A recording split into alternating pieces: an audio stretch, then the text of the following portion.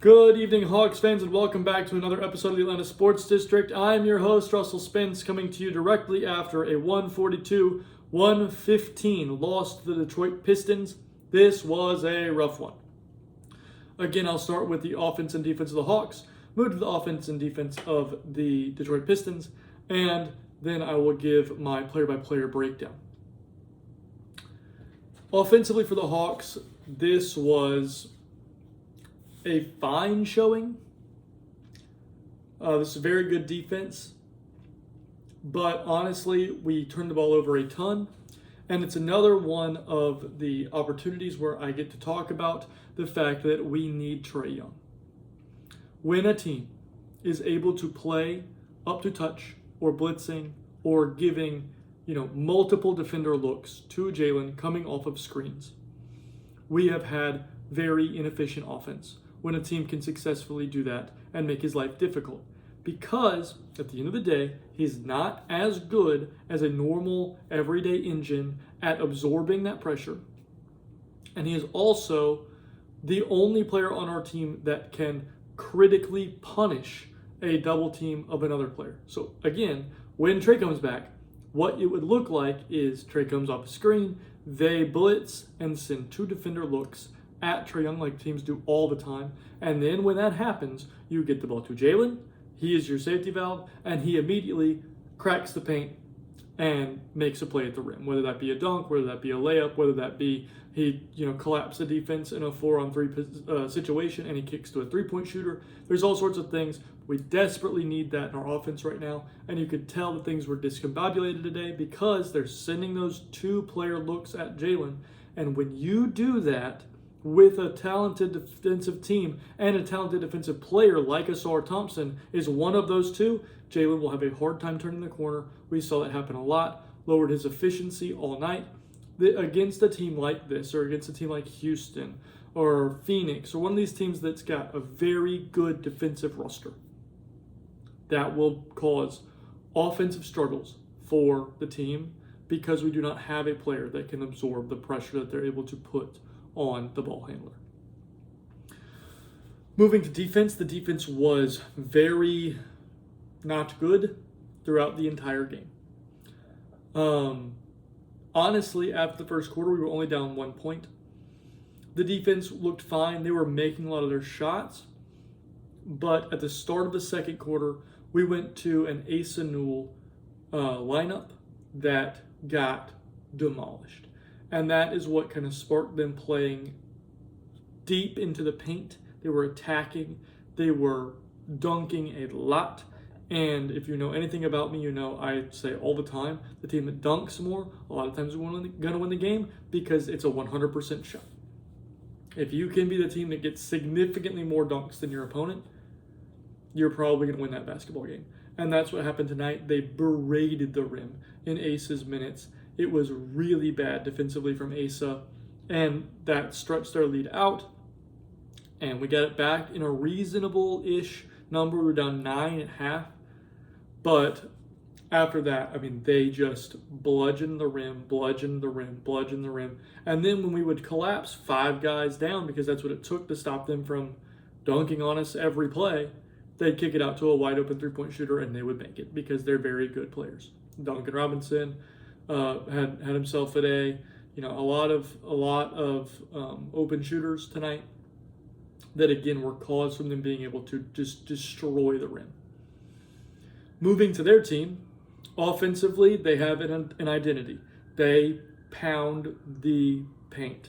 Cade pounds the paint. Jalen Duren pounds the paint. Isaiah Stewart pounds the paint. And every single solitary player that was on their team can get downhill and get to the rim, and they did it with extreme prevalence, consistency, and honestly, we could take something from that. Only play lineups that can stop plays in the paint. That's first of all. And then second of all, play lineups that can do that to other teams. They are destroying the rim against everybody. That's the reason they're first in the East. Maybe learn from that. Defensively, they are super good. I talk a lot about on the podcast, I've talked about teams that are allowed to play more physical for whatever reason. they're not allowed to play more physical. They are successful at being more physical without fouling. Their technique is awesome. Ausar is turning into one of the best defenders in basketball. Probably, the stats say he is the best wing defender in the league. Dyson is the best guard defender in the league, but the stats say if you're talking about wings and forwards, Ausar Thompson's the guy. And it proved it tonight. He made Jalen's life miserable. And he's always attacking the ball, and he's attacking every screen. He comes up and he's making havoc happen. He's causing turnovers.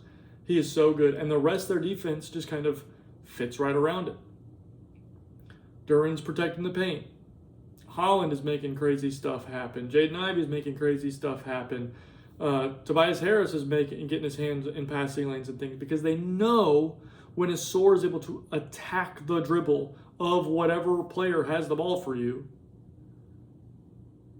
they can kind of hop into those passing lanes, cause turnovers, create havoc because they know you're going to be under pressure. And their defense is really something.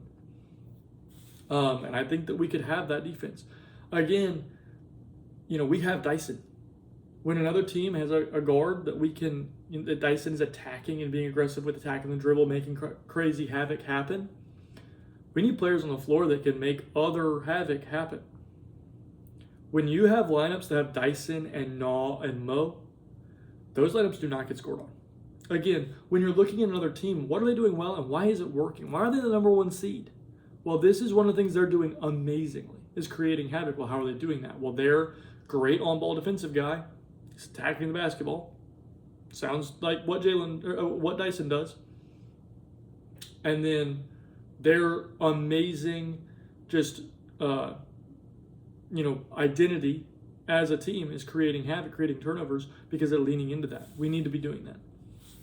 Moving on to the individual players, we had not super a ton of people available to play tonight. Keaton Wallace only played 9 minutes. A lot of that was garbage time. Had 6 points. Played fine. Banked in a 3. Like I said, I think when Trae comes back, Keaton's role will go away. But in general, played fine tonight. Didn't have an assist. Not much to say about him. Moving on to Asa Newell. Asa had 17 minutes, scored 10 points. He was 4 of 5 from the field, 1 of 2 from 3. He had 3 rebounds and 1 assist. And again, the defense was pitiful, minus 12 in his minutes because he was a turnstile and they were dunking everything against him while he was on the floor. Moving on to Luke Kennard. Luke played 15 minutes. He had 0 points on 0 of 2 shooting. Again, shoot the ball more, Luke. I do not understand. If you play 15 minutes, you need at least 7 shots. Shoot the ball once every 2 minutes, minimum.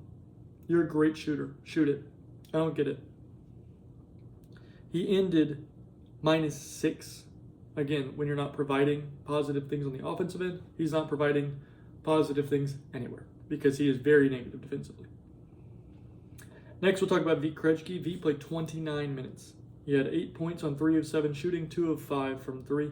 He also needs to shoot the ball a little more. I don't know if it's that their defense was making him uncomfortable, what it was. He just wasn't shooting the ball. And so I need him to, when he's open, to shoot it every time. He had 2 rebounds, 2 assists, 2 steals, and he ended the game plus 1. He honestly played fine. He just needs to shoot the ball more. I think it would make him more effective. Lastly, off the bench, we're going to talk about Mo Gay.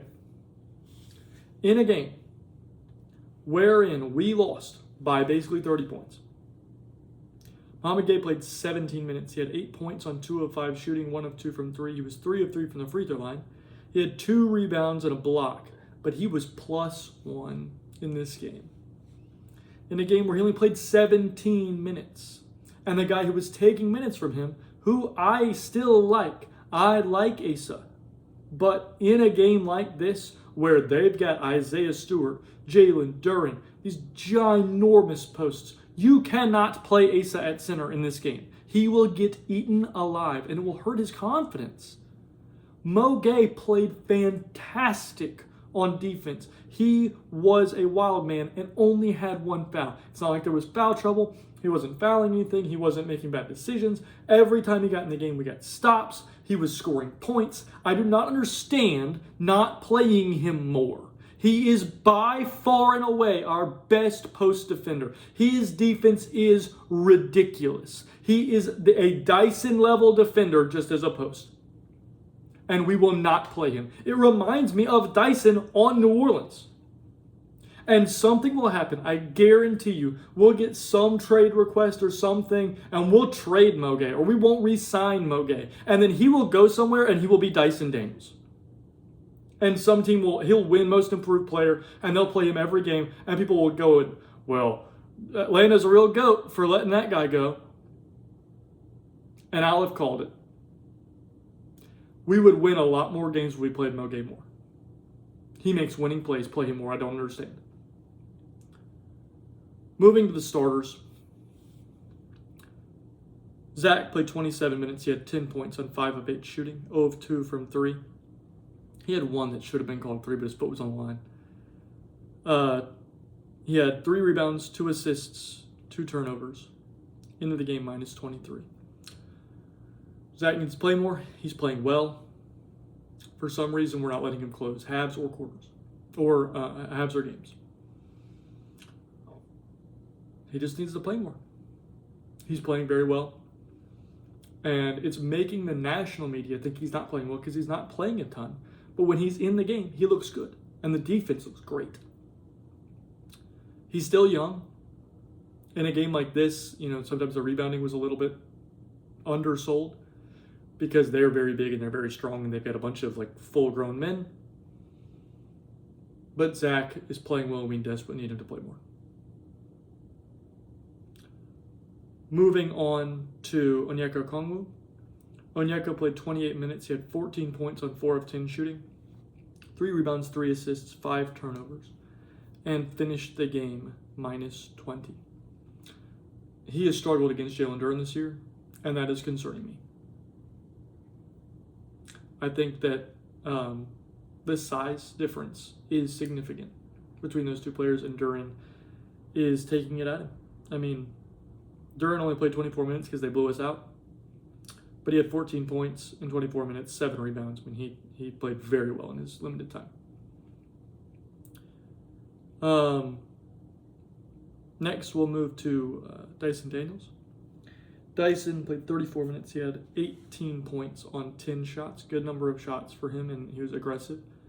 He's 0 of 1 from 3. I do wish he would take more shots when he's open. Just be confident. He had 10 rebounds and 5 assists. He finished the game minus 24. The starters got blown off the court. I mean, it was awful. The defense was really good. The offense was middling. The first unit did not work against their first unit. And again, it was a lot of that. They're blitzing Jalen, and what do we do? Next, talk about Nickeil Alexander-Walker. He played 31 minutes, had 22 points on 14 shots, 4 of 10 from 3. 2 rebounds and no assists and 2 turnovers.